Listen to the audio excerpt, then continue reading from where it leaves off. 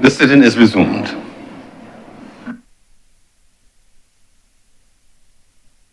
Senator Dr. Crystal Drix.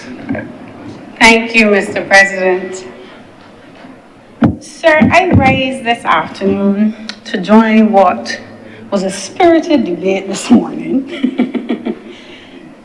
that clearly, because of the nature of the resolution, there's a lot of passion behind the contributions, and rightly so, because we're, in the context of it all, talking about the development of Barbados as it relates to water and wastewater, how it's linked to the climate crisis, and how we manage our debt.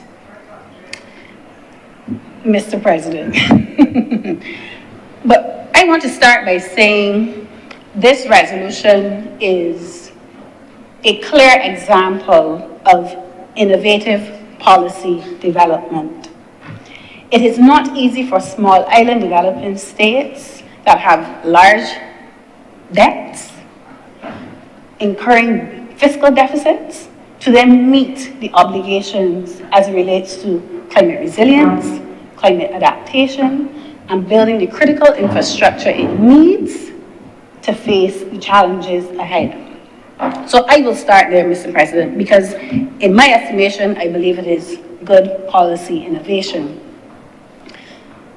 Mr. President, as we heard earlier, this debt climate swap is similar in nature to the debt for nature swap that was done in 2022 as it relates to marine conservation in particular.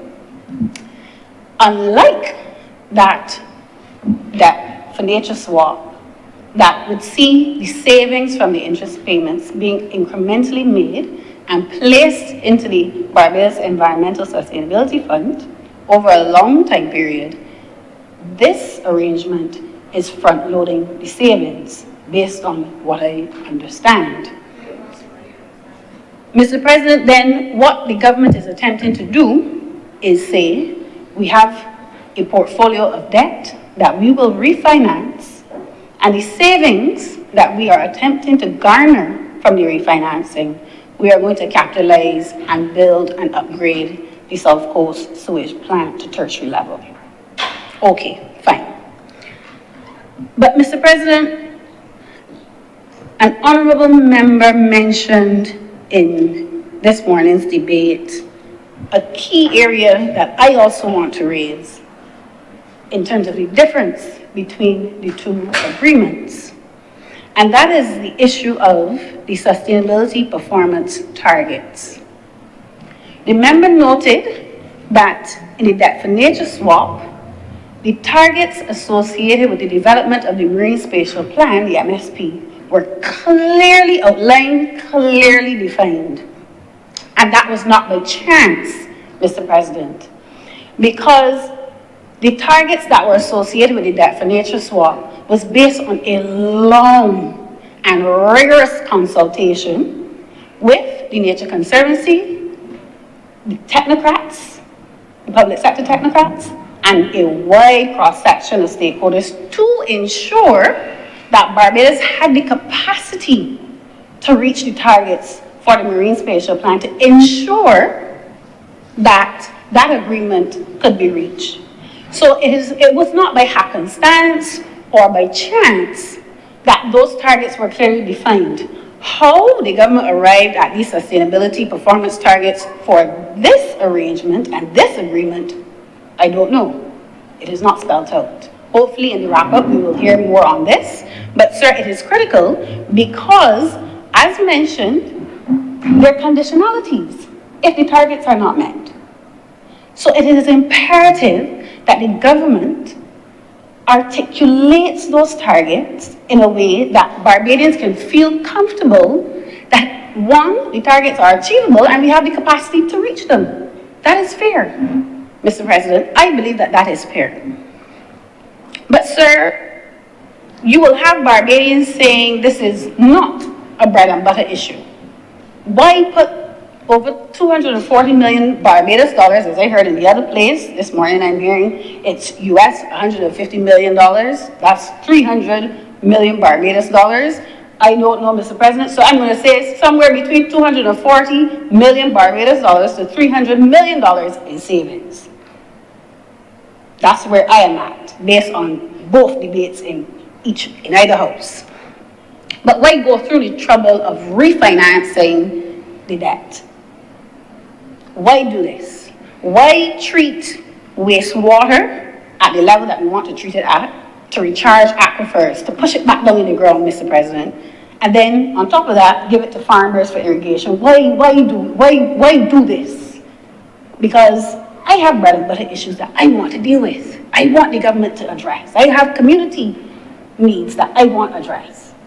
Mr. President, the government is going through this exercise for some key reasons, and there's some facts behind it.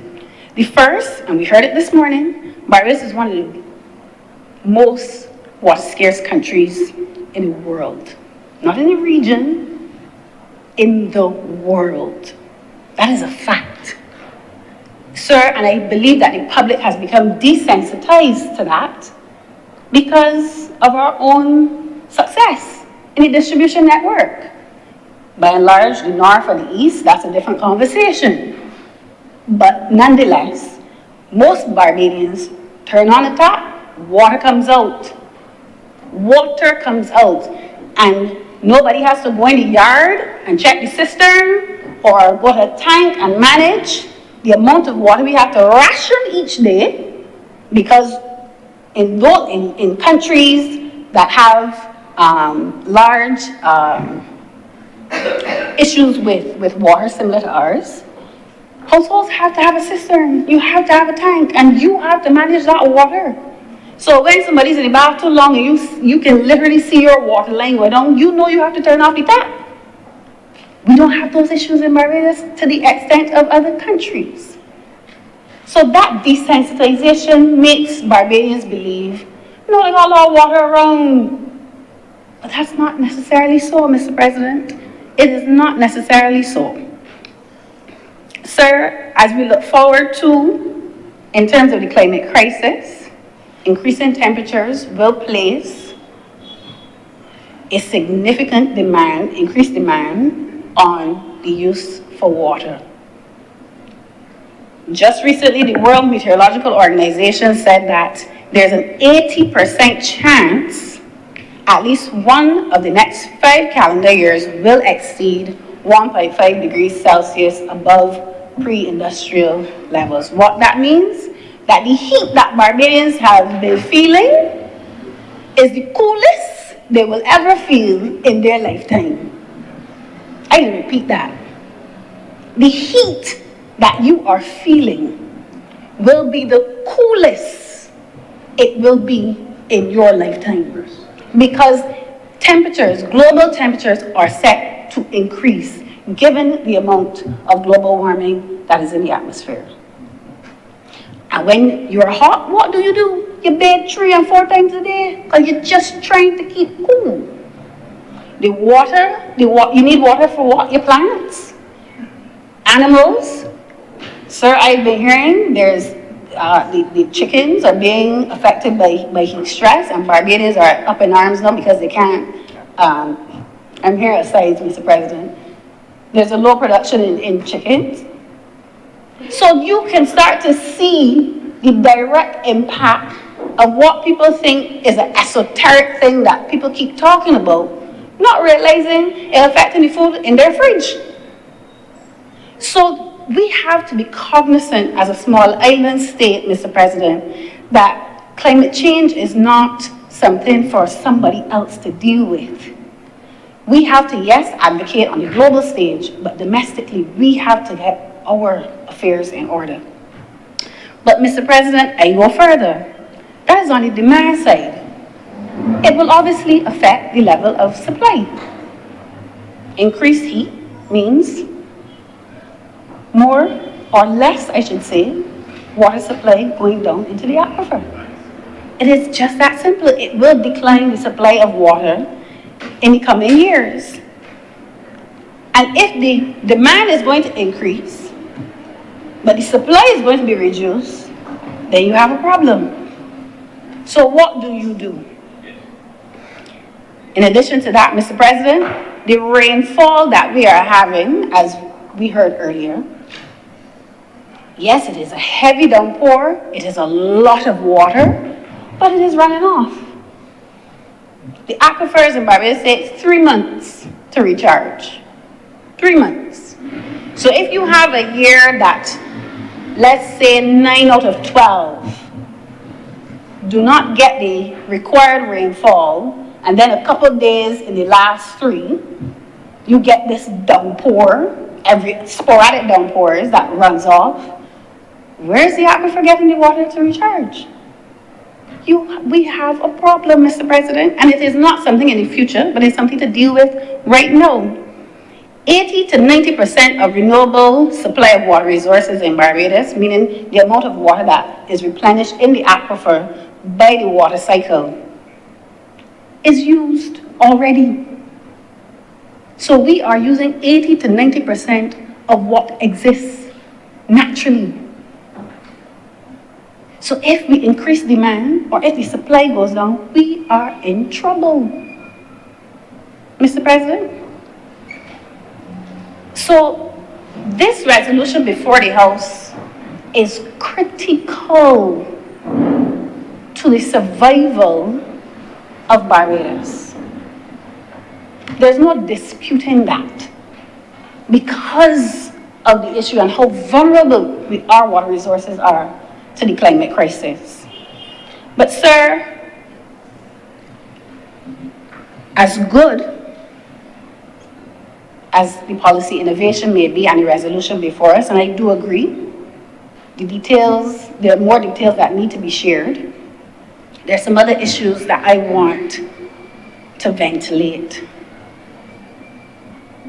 The first, Mr. President, is the South Coast Sewage Plant and the Bridgetown Sewage Plant serves 3%, just 3% of the population.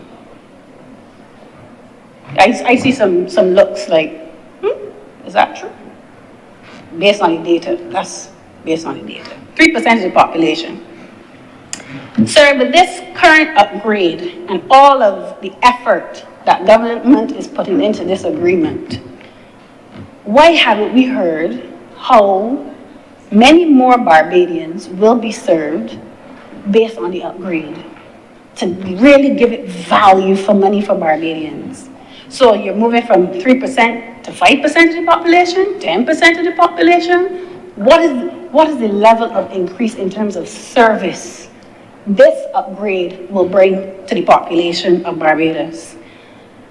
Mr. President, in addition to that, if we are moving to tertiary level treatment, let us know, in addition to that, how it is going to augment the water supply.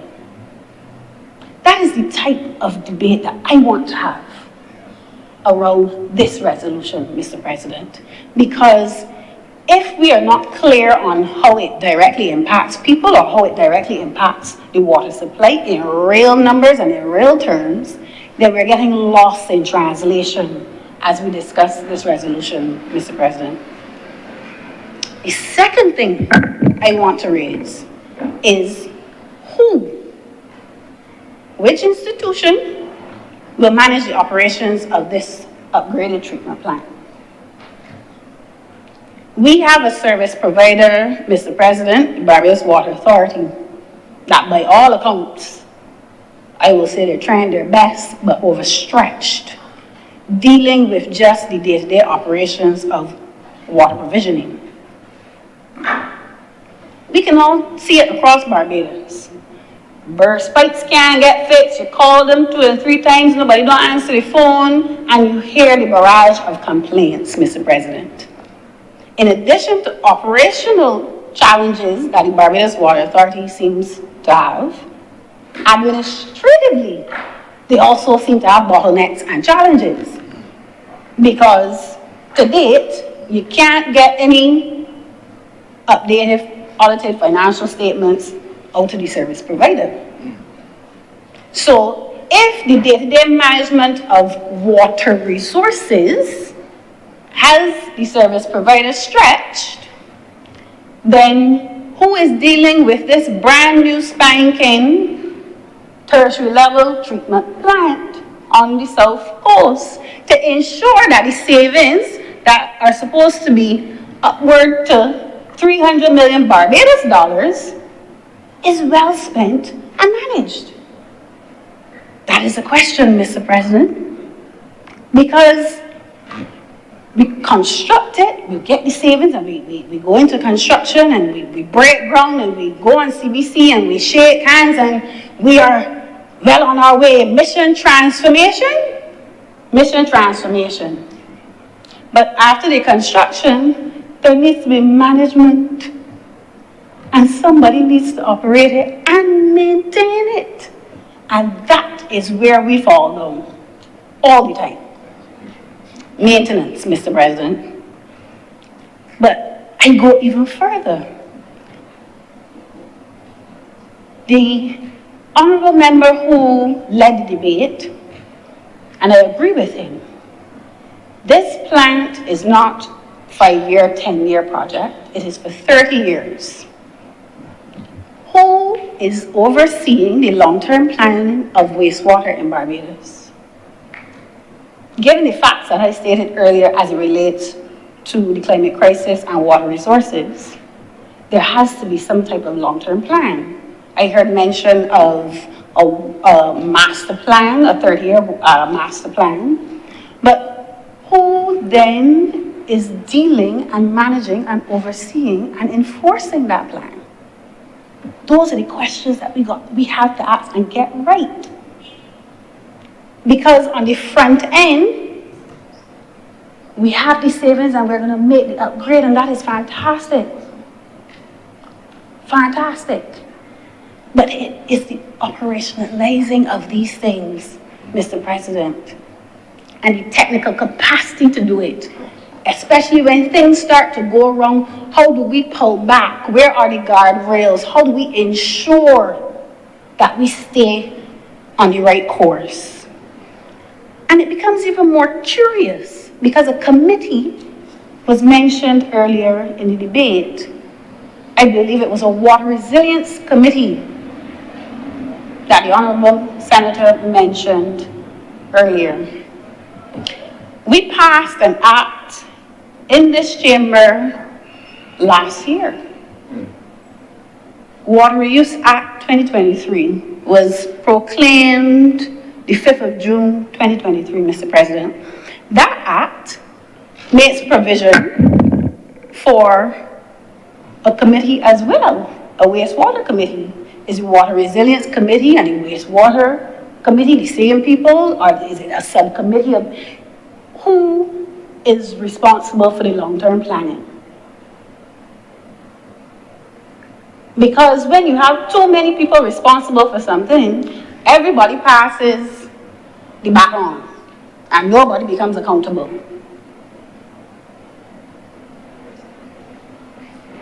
Nobody becomes accountable, sir. Because no, it's not our committee that deals with that. It's the other committee, and the other committee said, no, that's not our mandate, that's not our remit. It's the other committee. So the question has to be, is the Water Resilience Committee and the Wastewater Committee that is legislated under the Water Reuse Act part and parcel of the same committee, or the separate committees? And then who has the final responsibility for the long-term planning of wastewater in Barbados? Mr. President, and I say that because I want to really talk about the water sector in Barbados this afternoon. And I know people weren't expecting me to speak on this aspect of it, but it is something that is critical to this debate. So the last time we had an integrated water resource management policy in Barbados, listen carefully, which is best practice, an integrated water resource management policy was in 2008. Since then, we've had zoning policies, groundwater policies, but nothing that encapsulates the entire water sector and how it is to be managed along with wastewater. We put it in the PDP, the Physical Development Plan. We passed the water zoning, bits and pieces along the way. We made amendments to the Barbados Water Authority Act. And all of those pieces are supposed to come together and culminate into a sound management strategy for the water sector. But something is going wrong, Mr. President, in putting those pieces together. You want to know why? In 2020, we had a water protection and land use zoning policy that is supposed to address all of the issues that occur in the water sector. Yet, when you compare it to the integrated water resource management policy for Jamaica or even Trinidad, who update regularly on a 5-year basis, I believe it is, and they stand correct as that, but they do regular updates to their water policy, we are playing catch up. We are playing catch up, and we are playing catch up with pieces of policies that we're trying to put together to make a comprehensive whole. And maybe, Mr. President, that is a symptom of, and I hope you allow me to use this word, the water sector has been treated like a bastard child. 1 minute is in the Ministry of Agriculture, the next minute is in the Ministry of Energy, then we put it in Transport and Works. Nope, nope, nope. Bring it over to the Prime Minister's office. Well, I'm hearing elevated now, sir. But the point remains, when you have a sector as critical as the one that we are talking about today, that the government has put significant effort into restructuring or refinancing debt, we have to take the water sector serious. And we cannot leave it to the service provider to be the person responsible or the institution responsible for policy. We can't do it, Mr. President. Mr. President, I was on a point of order. I am loath to... The Honourable Senator is misleading the House and perhaps attempting to use information that is accurate and interpreting it inaccurately. The fact that the Prime Minister herself has taken responsibility for the water sector and no longer leaving it to line ministries is in itself making the point that the Honourable Senator is making, that it is to be treated and elevated as a point of importance that requires the leadership of a Prime Minister herself, because it has been left wanting for some time. I think we've asked and answered your point. Mr. President, I understand today is a... You didn't... Please continue. Yes, sorry, good. Yes. Mr. President, no, seriously. The idea of not having a central department within government that oversees policy planning and policy development of water and wastewater in Barbados will be to our detriment. Will be to our detriment. Because as I said, there's no accountability. Where does the accountability lie when things go wrong? But, Mr. President, I don't want to get into certain things right now, so I will ignore the asides and continue. I say that, Mr. President, on the backdrop of something that's also very curious and peculiar in the water sector, and that is regulation and oversight. Sir, we are upgrading the South Coast sewage plant. We have a Fair Trading Commission based on Utilities Regulation Act that is supposed to regulate service providers. What role does the FTC play in service delivery of wastewater in Barbados? Because There's no mention of it in the Water Reuse Act. The Water Reuse Act states the minister may make regulations to the standards of the treatment to be applied in relation to reclaimed water for sale or other supply to persons.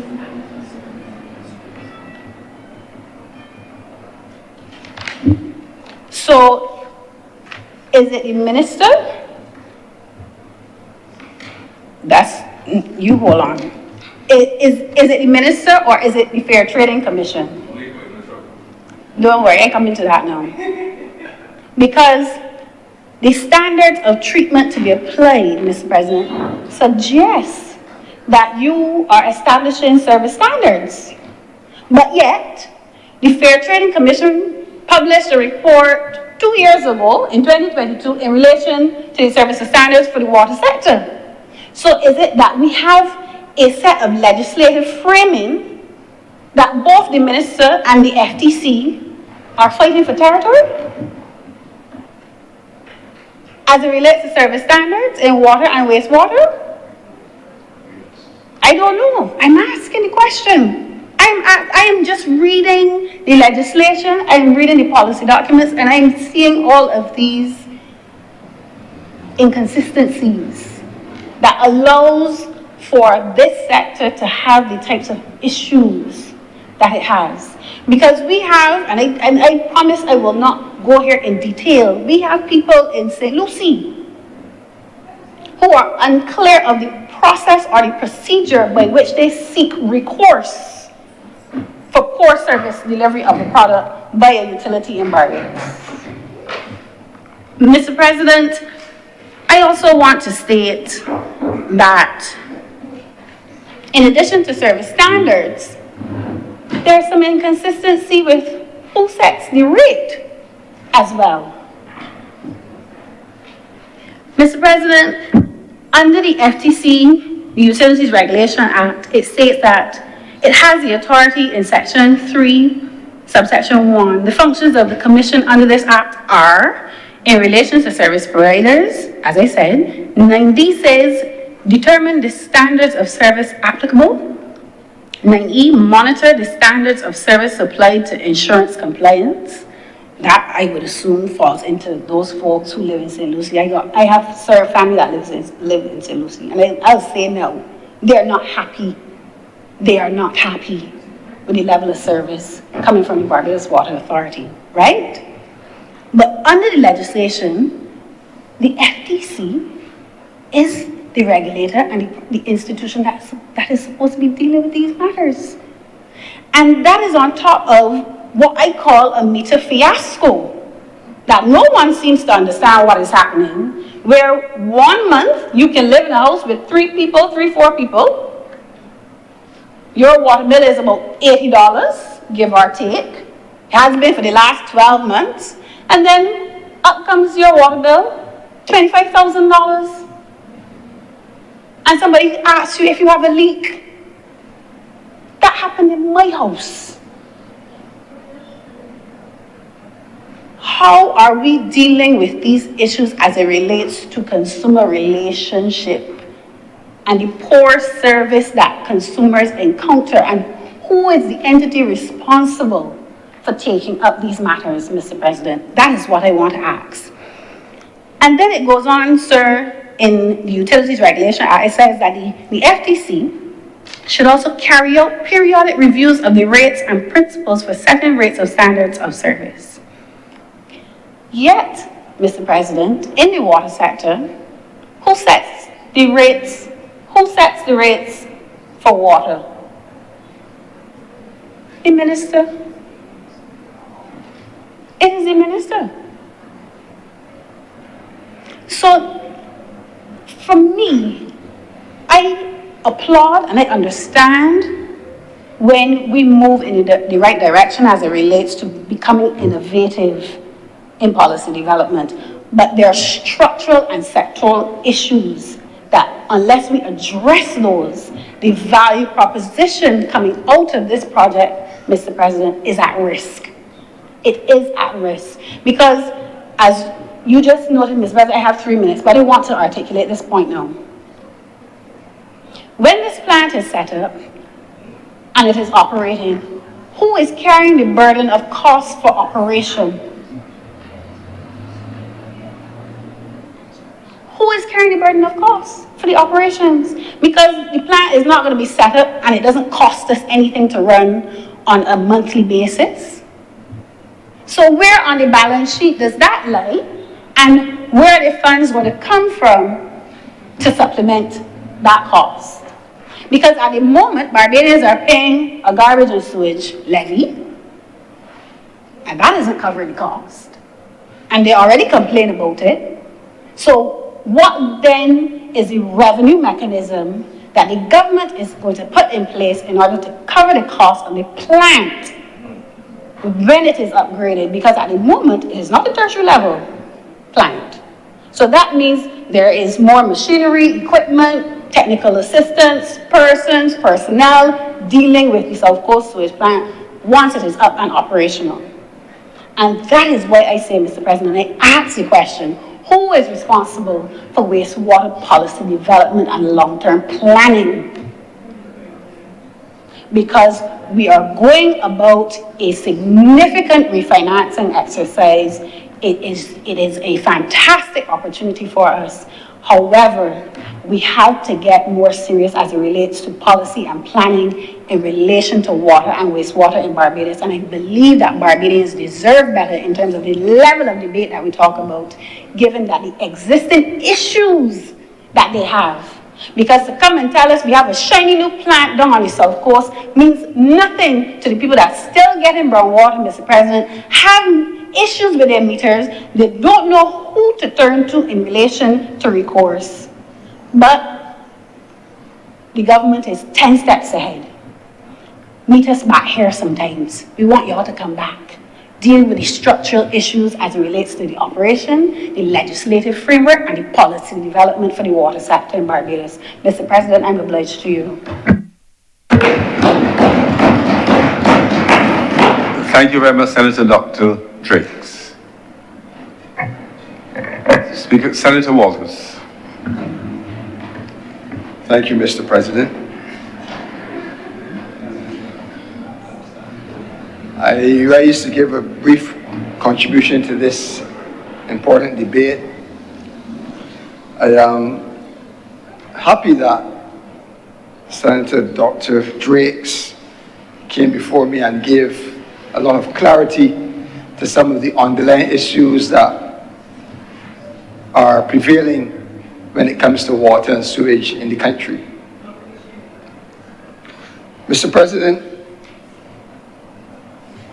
there was a heated debate this morning when the opposition rose to respond to the resolution before us.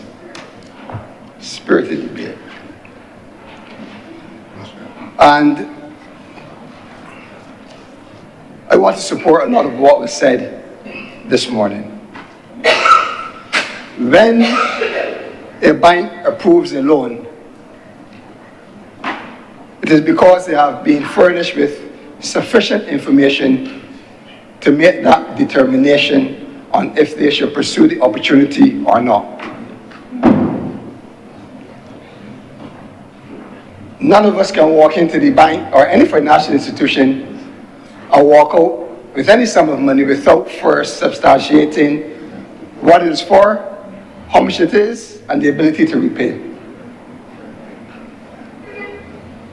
So in other words, there is a plan of some sort that has been prepared and put on the table. Just we don't know where the plan is. Mr. President, what bothered me as I drove down to this debate, as I got into my vehicle and my radio automatically turned on, I heard the Minister of Finance speaking about issues surrounding this resolution. Minutes before this honorable chamber is set to have a discussion on approving the debt to climate swap and to talk about sewage issues, etc. He is on the radio. I did not hear a lot because it's just a short drive here. But he is on the radio giving information around this debate that this chamber does not have access to.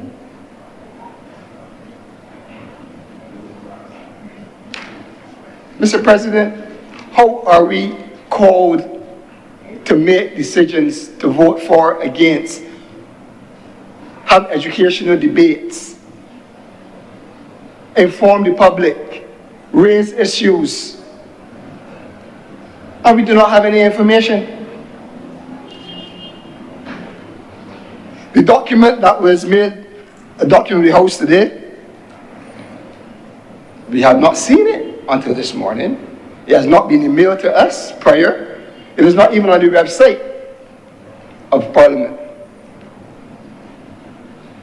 We have no information. We are left to listen and write quick notes when Senator Blackman gave his presentation.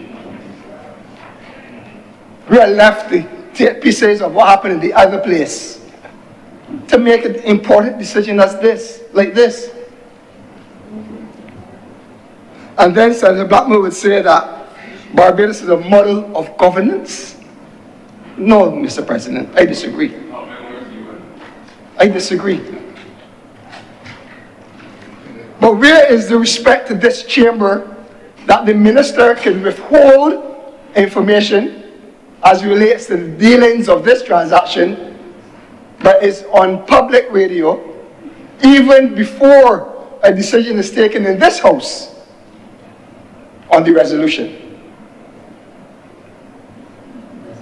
Where is the respect to the chamber and the members of this House? Mr. President, the Honourable Senator Charles Blackman, well, I guess some people that you're a cricket fan, they would say he had a long run up because he focused in his over an hour and about 15 minute submission very little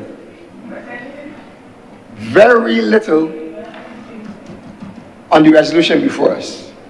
Yes, I agree with you when you corrected Senator Rowe that he did list some of the things that are in the resolution and so forth. We spent very little time to explain to Barbados what this means.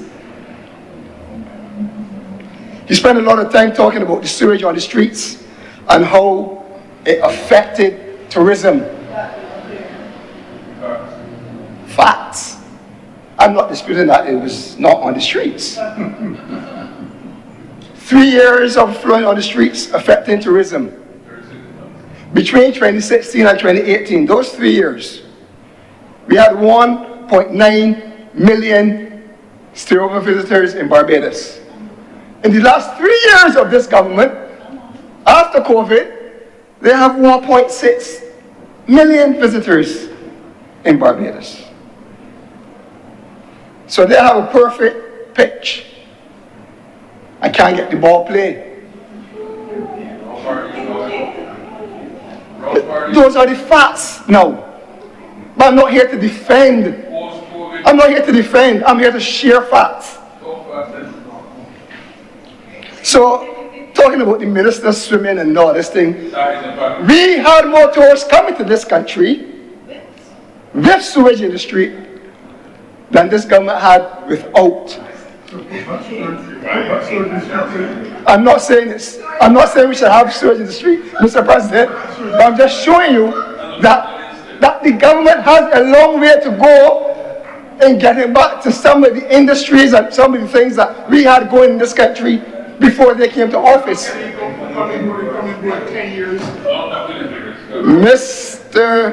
President, I'm not dotting the figures, Barbados Statistical Service. But what we are clear of here, Mr. President, is something that the government has kind of played around in this conversation very, very smartly. But what is clear today is that the taxpayers of Barbados will have another loan on the books, on the balance sheet. Because the resolution speaks of $600 million. But as was repeatedly said, the savings will go towards another loan that will be taken out for the capital project that has to be undertaken for the sewage project. Mr. President, And what do you raise? I raise on a point of order. I want to ensure that the public is not misled because this loan and the savings are not going to service any other loan. The savings are going to service different things and different infrastructures to build up the capacity of the country. And the nature of what we're debating today, a loan or swap, it means we're not incurring no new debt at all. I want to make that clear. I've listened and I've enjoyed some of the things that the Honourable Member has said, but I had to intervene to correct that mistruth. Don't fall down the line of your other colleague. No, you're going well. Talk, but don't mislead people. Thank you, Senator Lovett. Senator Walters, in my listening, the indication was that the savings would finance the plant, not to go to any loan for the plant. Okay. Mr. President, allow me to quote the minister in his presentation in the other house. That is very in sync with what Senator Chad Blackman said as well. Yes, I can quote. Yes, I verified. Allow me, sir, and I quote. But of course, sir, we cannot wait 15 to 20 years, sir, to upgrade a plant. Because the plant needs financing to be able to be upgraded, and therefore we have entered into an arrangement, sir, where the savings from this particular transaction that we will see over the course of 20 years, these savings will approximate to roughly $150 million US, sir, and therefore, if you accept, sir, over that period of time, we borrow the money up front, sir, to build the plant and related infrastructure, and use the savings to pay off the capital loan that we are going to incur from the IDB and GCF in part. So while the resolution before us today may not convert to a debt increase, the savings that are going to be derived from the transaction will allow us to service a new loan that will be on the books of the balance sheet. So we have established that today, Mr. President. What? Just to be clear, Yeah. I tell you what you're saying. Yes. An old loan is being swapped up for a new loan, which is a separate thing from saying that in addition to that, there'll be a loan to separately finance a social line. Mr. President, you're assisting Senator Blackman. No, I'm only assisting the facts. I'm not here to assist anyone, Senator Walters. I am saying to you, sir, that the facts here say that out of this transaction... Understand this, Senator Walters. Sorry. You're free to make your own interpretation of points, interpretation of facts. I'm just saying, if you're going to interpret or reference what Senator Blackman said, you have to say what he says. If you can dispute what he said, and you could come with your own. I'm just seeking to link the two. Thank you, Mr. President. But I will just repeat what the minister said when he said, and I quote, "We borrow the money up front, sir," and he used the word borrow, the money up front, sir, to build the plant and related infrastructure, and use the savings to pay off the capital loan that we are going to incur from the IDB and GCF in part. So we will have a new loan coming out of this transaction. A new loan in US dollars, sir. So it may be convenient for the government to gloss over that fact and focus only on the potential to repay But is that good enough when we do not have details of that transaction? Because we can't quantify, no one here can say that the savings will indeed be able to pay off this new loan. The government is now going to tender process next week. We don't know what that is going to result in. We don't know what the tender process is going to look like. We don't know what the bill is. So we can't say with any clarity, sir, that there will not be some additional acts from the citizens of Barbados, because we do not know what it will cost the government to do all this work that was promised. We don't know the exact amount of US dollars that will be borrowed. We don't know the interest and other prepayment terms of this new loan that the minister has said that they will go after coming out of the savings from this. But Mr. President, how long can the government borrow without putting anything in place to earn revenue?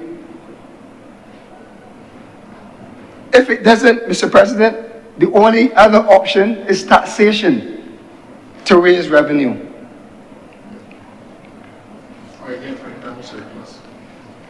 Mr. President,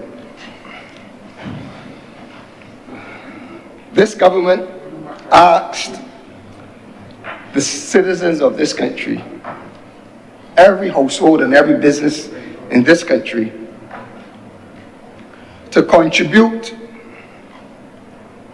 to fixing the sewage issues that we faced around the period of 2018 and continue to face in some instances.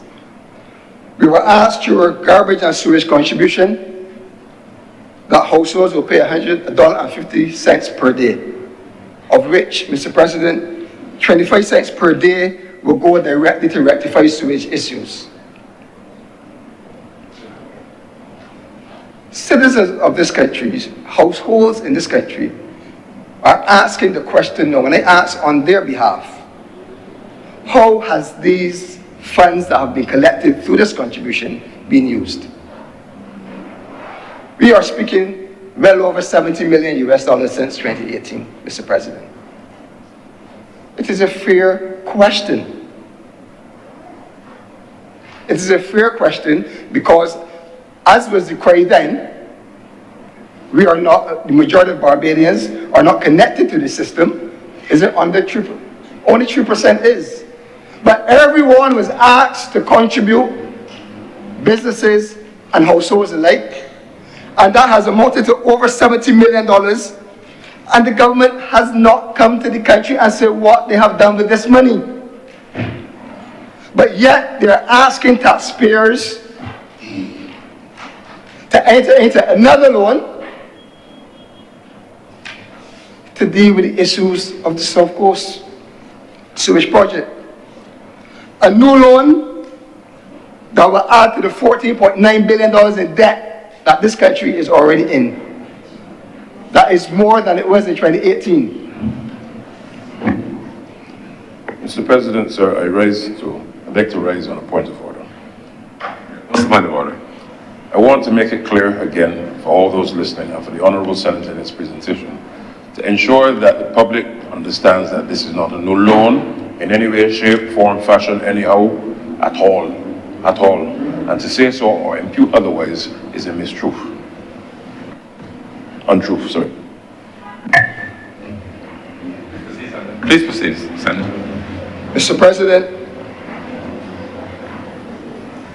the new loan and the arrangement for the IDB and the Green Climate Fund of about $110 million US that was spoken about in the other place will be added to the $14.9 billion in debt that the country has as at September 24th, as per the Central Bank of Barbados. And another debt of $54 million US that was made public this morning as well in the media will also be added to that. I must remind the Chamber, Mr. President, that the excess of expenditure over revenue for the period 2004 to 2024 to 2025 is $943 million. The excess of expenditure over revenue. which means that the government has committed spending $943 million more than it will earn. But we are faced continually with an announcement every other week about a new loan that taxpayers will be asked to repay.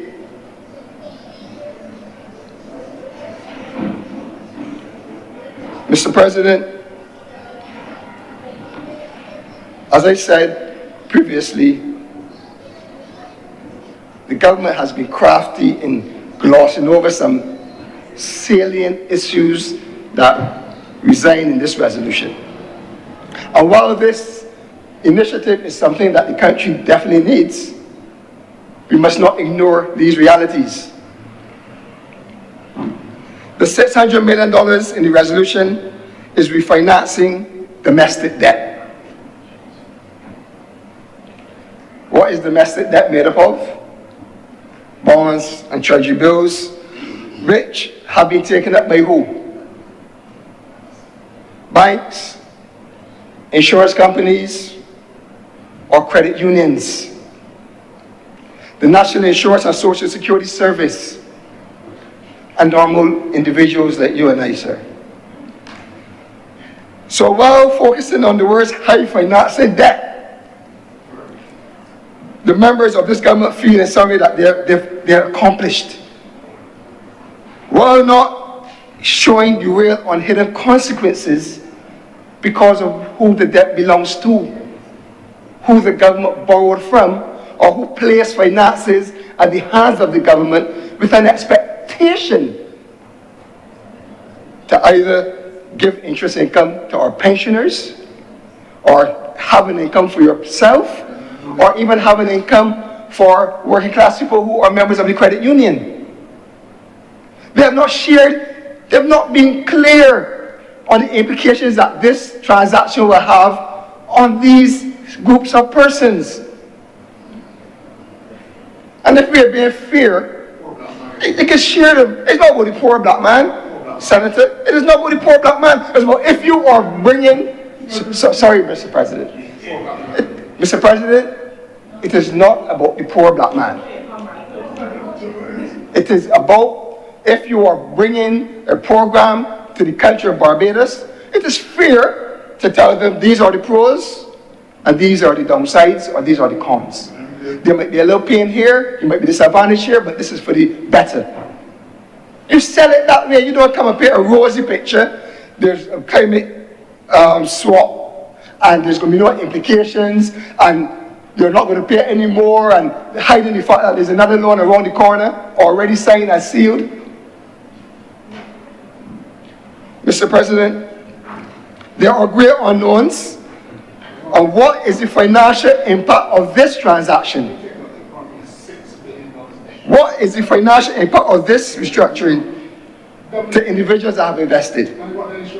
The credit unions who have the monies of working class people, the National Insurance, Security and Security Service, Social Service. And again, I remind the Chamber that in 2018, the government restructured the debt. They will give you reasons and they will defend why they did that. But the implications of that decision was that pensioners in this country were significantly financially impacted. And while this deal might not impact them, have a significant financial impact, it probably does have a financial impact. And it is fair for the government to put that on the table as well. But again, we have no information on what that likely impact would be. We do not, Mr. President. The National Insurance at that time received a blow of about $1.3 billion, and with the domino effect, persons were asked to work longer until pensionable age. And every January we are putting more money as workers to the National Insurance Scheme as well. So these are reasonable questions on behalf of the people of Barbados. Senator Drake's painted a great picture, in my view, of the importance of this transaction. But I'm saying, let's see the whole picture.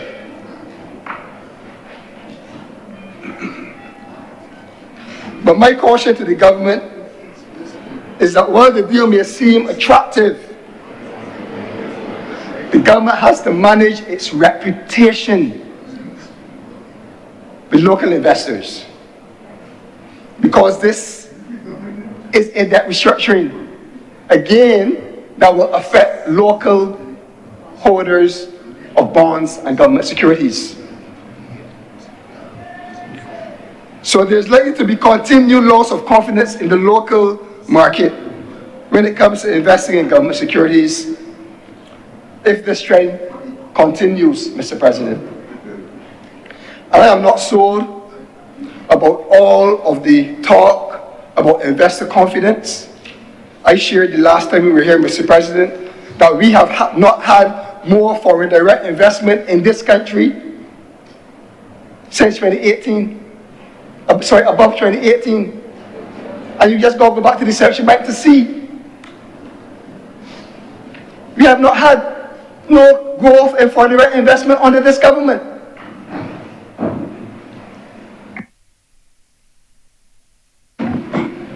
Mr. President, I like to raise on a point of order. What's the point of order?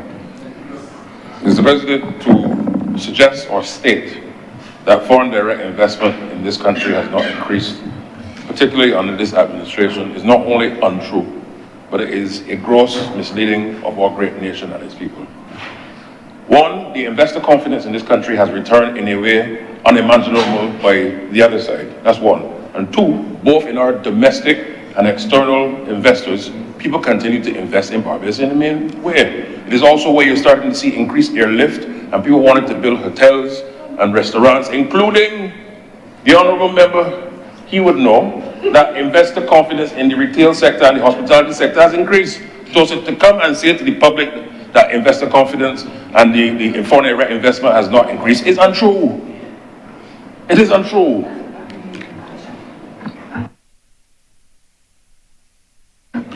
Please continue, Senator Walters. You have 5 minutes. More. Yes.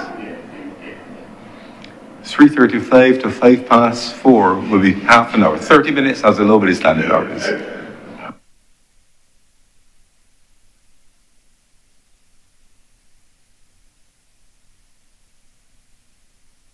Mr. President,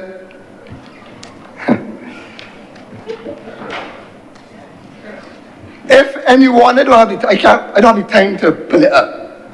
I encourage those following the debate to go to the Central Bank report Q of September 2024 and look for foreign direct investment, and they will see the line item foreign direct investment for every year since 2018 has been below that of 2018. So there is no, people continue to invest. Yes, the senator is correct, but I'm saying there is nothing above what was there before. And the numbers show that, Mr. President. But Mr. President, in my few minutes, this project, this capital project, we have to look at implementation, because the record of this government when it comes to implementing projects is not good. It's very horrible, actually. 2018, under the last administration, they installed the commencement of the Hyatt Hotel. 6 years on, we have no Hyatt Hotel. In 2018, they saw the project, Sandals project in St. Peter. 6 years on, we have no Sandals, and we have no alternative either. The steel frame homes, years past due, $24 million overrun in housing. Whole project, $60 million in the housing credit fund gone, and very little houses built. Where are the 10,000 homes, Mr. President? Nobody jumping up no points of order, Mr. President. Nobody jumping up points of order, Mr. President. The arrangement between the Co-op Energy Barbados and the government in the agriculture sector is at a stalemate. That is the implementation right. Mr. President, they overspend on cricket World Cup. So we got to look at the implementation. We do not know how much this is going to cost the taxpayers of Barbados. You start at 110 million US. You do not have tenders. You got a record of overruns. $24 million overrun in the steel frame houses. $25 million overrun at Kensington Oval. Mr. President, the record is not good. So all I'm saying, Mr. President, is that just be fair to the taxpayers and the citizens of this country, and in the wrap-up, put everything on the table. Let us know what impact it has on those that hold the bonds, especially the credit unions, the individuals, and the persons that contribute to National Insurance and Social Security Service. Mr. President, I've run out of time, but I'm obliged. Thank you very much, Senator Walters. Thank you. Any other speakers? If there are no other speakers, so that's Senator Blackman to wrap up. Mr. President, sir, thank you for yielding the floor. And thanks to all my colleagues. Some informed, some not so informed, nonetheless, for their contributions on the floor to what has turned out, as I predicted, would be a very spirited debate in the chamber. And I start on the point, and of course, we all have our own private lives, Mr. President, and you've gone on record time and time again that no one can impute motive as to why members may leave the chamber from time to time. But in my own observation, I find it curious that every time members from the Democratic Party take the floor in reply, for the rest of the day, and the record will show, so this is not me making it up, they leave. As I said, you've made it clear, Mr. President, that no one can impute motive. But I just want the public to be aware. Indeed, Senator Blackman, I would urge you not to go there. The attendance at, participation in, and matters relating to the Senate, once the Senate has a quorum, that is it. Any matter of drawing attention to numbers is limited to drawing attention to if there's a quorum or not. Presence or absence in the seats of individual members is not the proper subject for debate. Thank you very much, Mr. President, for, as I said, once again, helping us to some level of clarity. And I will continue to focus in my wrap-up, Mr. President, on helping the public to understand, once again, the purpose of the bill that we have before the House today, the importance of it in the context of where we're going, reminding them, not as much as I did this morning, as to how we got here, but equally where we're going and the benefits for the country. Now, there are a number of questions have come up, and I want to start on the issue of 23, where in the Boss Plus bonds, it was $29.2 million. And thereafter, there was no month that there was a decrease. In other words, it did not go at all below that number. As a matter of fact, every month from July last year until October of 2024, every single month, the take-up was even higher. To the point where in October, which was last month, it moved from 29.2 million in July last year to now a whopping $138 million. Now, I understand that the Democratic Labour Party's track record on economic performance and economic management has been abysmal. I get it. Bajans get it. As a matter of fact, they come to expect it. But to come and mislead the public and try to doctor figures and make people believe that things are no worse off, when as a matter of truth, it is the complete opposite. It is wrong and it must stop. It must stop. And I want to start there. The second thing I want to address is the whole issue of the conditions precedent and a lot of talk of what has been in the resolution and the idea to suggest to the public that the resolution does not make clear what are these conditions and what are the terms and what are the standards that we have to treat to. It would have been better, even though not advised, if the honourable members from the Democratic Labour Party had got to the floor, Mr. President, and admitted that they did not read the document, and so as a result of not reading the document, they did not see what was in the resolution with respect to these conditions. But to say that they were not put in the conditions is an untruth, and it is wrong. But I understand, in my observation, perhaps one of the members were not prepared, and this morning they said, hold that speech, I'm going to speak it, and therefore, he was at variance with the truth. I want to raise Senator Walters. The senators been sitting in the House, Mr. President.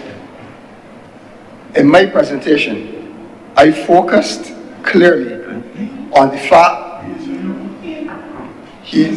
I focused clearly, sir, on the fact that the resolution has called on savings to service a new arrangement. And I'm saying the details of the new arrangement is not forthcoming, so it cannot be measured if these savings will in fact be able to service the new arrangement. Indeed. Senator Blackburn, please continue. Mr. President, I understand what is happening here. You have a situation where the honourable member who just rose to his feet and the honourable member who replied to my presentation this morning are trying to every week figure out who is going to reply to the leader of government business or whoever leads the debate, and that internal confusion is causing them, because I was not making reference to what the honourable member was saying. I'm talking about who replied to me this morning, and I was very specific. That notwithstanding, I will continue. And perhaps it might be advised if the honourable member on his side decides who is the leader of opposition business in the Senate and not come in here and try to fight it out in the public. It is not a good look. It is not a good look. It is not a good look. Come to the public with a united front and not this division that the DLP is portraying to the public. It is not good. You ain't have to fend for yourself and you gone.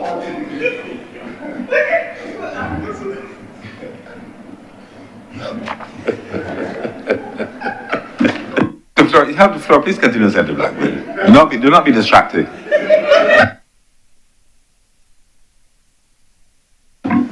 Mr. President, I would look at you and not Senator Rogers because he has me laughing all the time.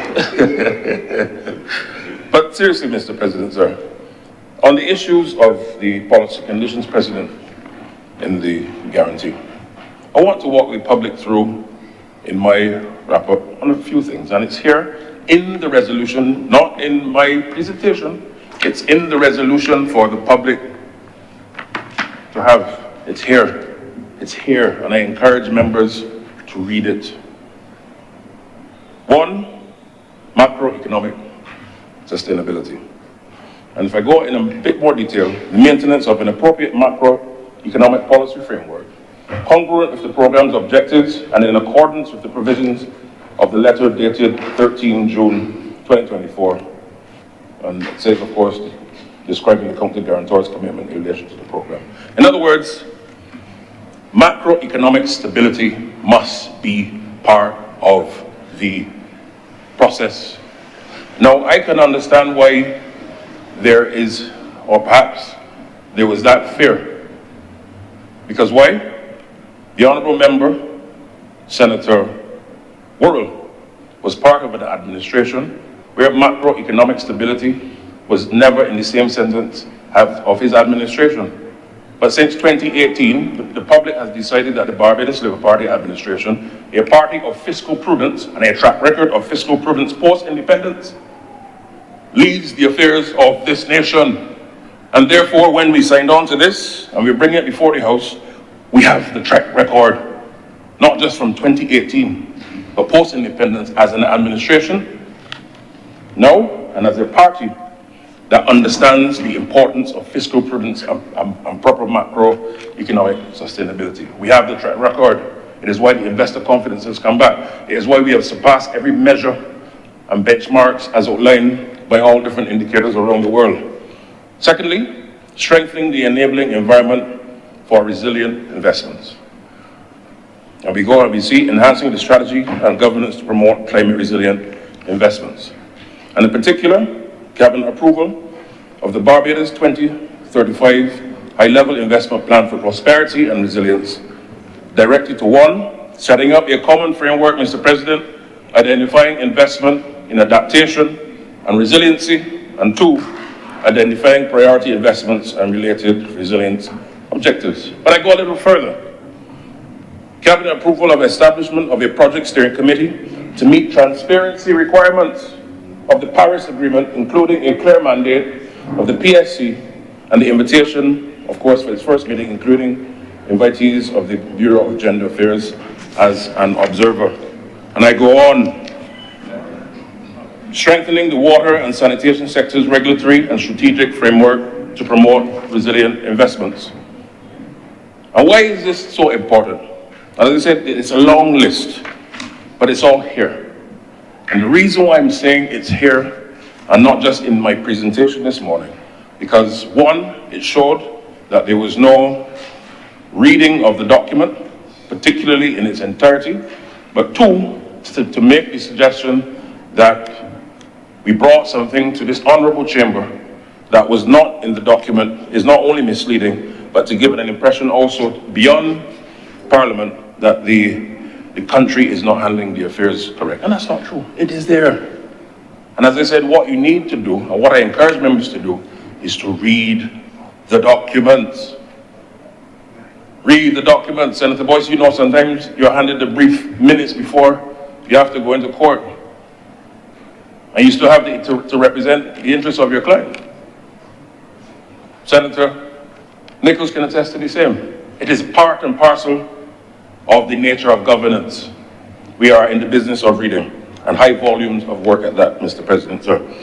Now, when I go on and I look at the actual issue of the Water Authority, and I commend Senator Doctor, and I have to now get used to it and roll it off my tongue, Senator Doctor,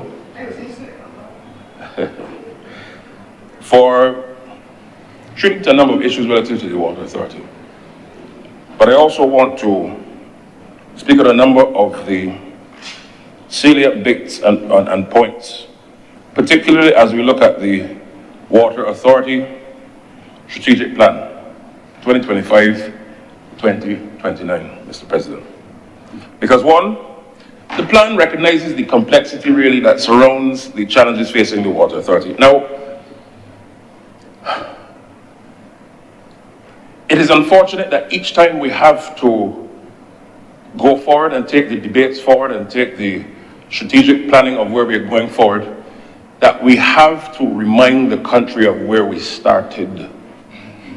Believe you me, everybody on this side would prefer if we roll out our plans, not having to remind not only the country but ourselves of where our starting point was. But that starting point, we started below zero. It's not even to say we started at zero. We were starting at a minus, a deficit. And therefore we had to climb to zero. Imagine there's a number line, and now move ahead and climb up. So ordinarily, perhaps if we were at zero, we might have now been at 20. But we are now at 5 because we had to now come from minus 20. It is a fact. And that minus 20 was May 2018. Then you had COVID. But notwithstanding COVID, we were still able to stabilize this country. Investment still came. And you had a situation where people continue to do well with Barbados. Now, with respect to the water, as I said, no, I don't really come in. It also recognizes that with the climate crisis being a present factor, the framework of how we treat the issue of water is critical. Because why? Particularly in the context of a natural disaster, Mr. President, how we respond, our ability to ensure that our people have access to running water over time, our ability for our population to have access to water, even if it's not running also, but to meet their basic needs in the context of a crisis is going to be key. So we have to build out, because the reality is Barbados is on the front line of the climate crisis. And the Water Authority did not receive the investments, and that's why I made the point this morning, Mr. President, sir, that you had the priorities of a nation treating to the issue of sanitation neglected, but instead millions of dollars were spent in a building that brought no utility to the public of Barbados. And as a government now, we have the obligation to ensure that our people and our sector is put on a firm footing for the long term. And I know Senator Walters agrees with me. I know he agrees with me. He agrees with me 100%. Let me come to you, Mr. President, on the next point, within the context of the strategic plan. When we look, therefore, at some of the activities, development of a prioritized infrastructure, renewal plan for both water and with the wastewater sectors, which of course is funded based on the Barbados Plan for Investment and Prosperity and Resilience. The development also of an execution of strategic maintenance replacement program. All of these things that should have been done, this administration is now doing, notwithstanding our fiscal constraints, notwithstanding the geopolitical realities, but we're doing so in a circumstance where there is a commitment to face it and fix it, as a former leader once said. The completion of the wastewater investment plan to expand sanitation coverage in line with commitments under the Debt for Climate Transaction and related water and resilient commitments. The erection of decentralized sewage collection and treatment systems in zone areas.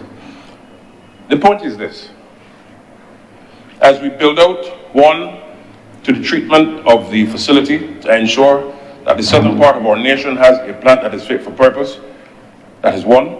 And two, building out our capacity for water, also the non-revenue water, because of course we have to ensure that as pipes burst, we have the capacity to fix them, because you don't want to have a set of leakage that takes away from water that ordinarily is in use in a country that is already water scarce. So we're looking at an overall strategy in the long term to put the sector on an equal footing. And what is beautiful about this bill, and I want to now use this time to say this resolution, sorry, thank you, is that, as I said this morning, there is no new debt that this country is going to face as a result of this.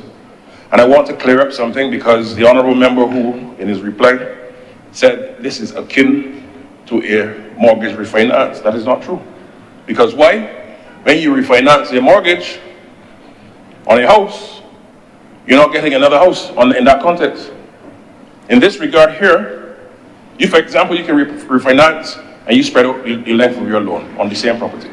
In this regard, what we are doing is that we are getting a new plant, completely new, building a new, upgrading the facility, and there is no increase of the debt whatsoever. Otherwise, if we don't do it like this, we would have had to still continue to pay off the loan. But yet, now, we're getting an upgraded facility in circumstances where otherwise we'd have to get a pot of money. Where would we get it from? I suspect, given the history of the Democratic Labour Party, they would increase tax. But we are not doing that to the public of Barbados.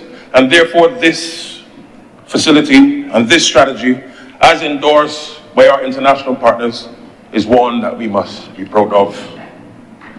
There comes a time when you have to put parties and politics aside and look for the best, for what's best for the country. Now, with respect to the issue of debt, and this will be my final intervention, Mr. President. As I started, I said the discussion on debt continues to be one that is, for political purposes, by many, oftentimes treated as a political football, volleyball, whatever you choose. But the facts are the facts. Prior to 2018, and in particular May 2018, there was borrowing in increasingly large numbers.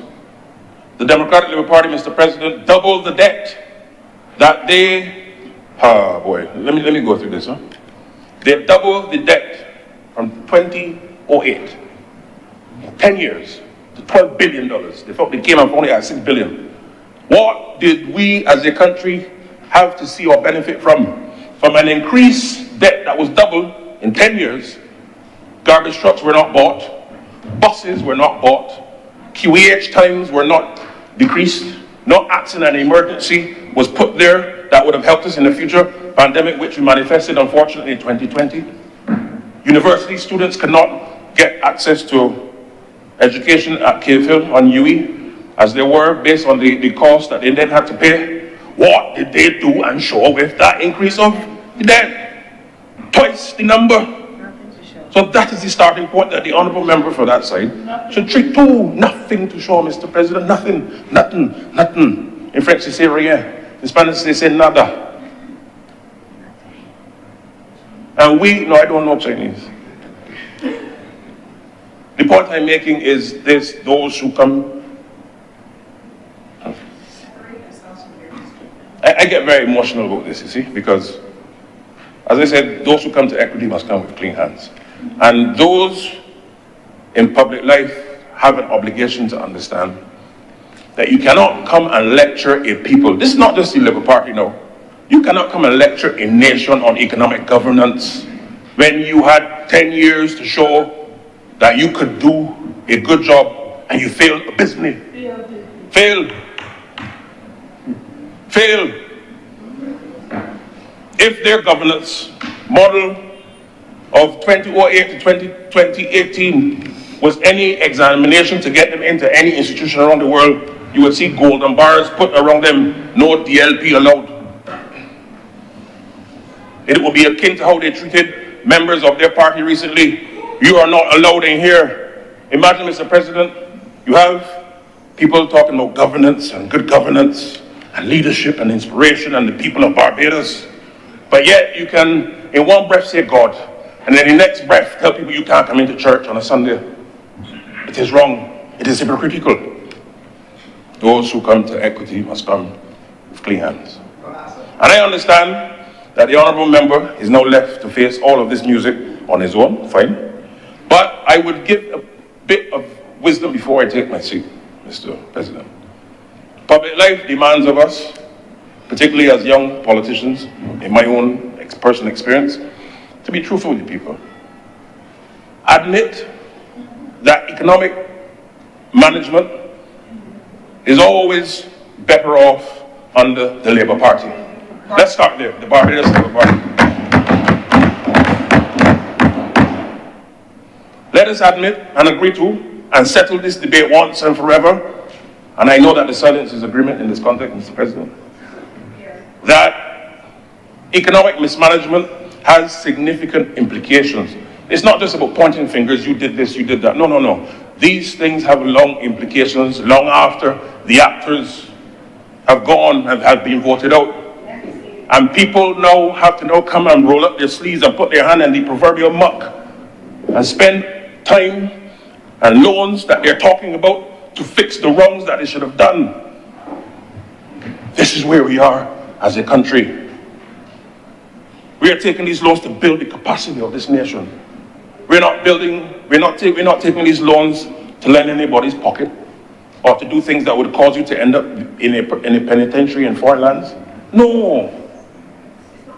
This is to build the capacity. And for a small nation to be able to work with the banking sector and the international community, the multilateral development banks, to be able to have this is beyond commendable. And it should be a proud moment for all of us. Government, opposition, independents, everybody. This is where we need to rise to. And therefore, Mr. President, I want to thank everybody for their contribution and for us to now move to the next stage of development. Barbados is now a country that is now akin to leadership of the climate crisis and fighting the climate crisis and finding innovative ways to respond to these major challenges, notwithstanding our limited fiscal space as a smaller and developing state, as Dr. Drake would have indicated. We have a proud legacy to uphold. And therefore, Mr. President, with those words, I want to thank you and beg that this be now read a second. No, sorry. Resolution will be now passed. Thank you. Thank you, Senator Blackman.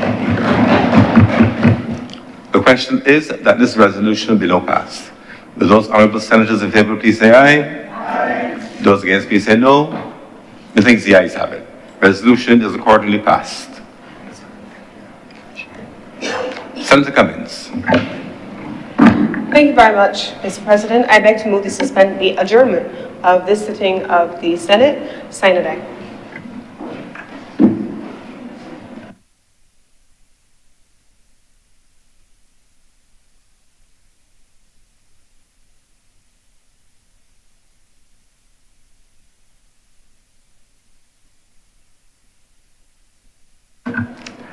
The question is that the Honourable Senate be now adjourned, sign it aye. Will all honourable senators in favour please say aye? Aye. Those against please say no. Methinks the ayes have it. The Senate is therefore adjourned, sign it aye.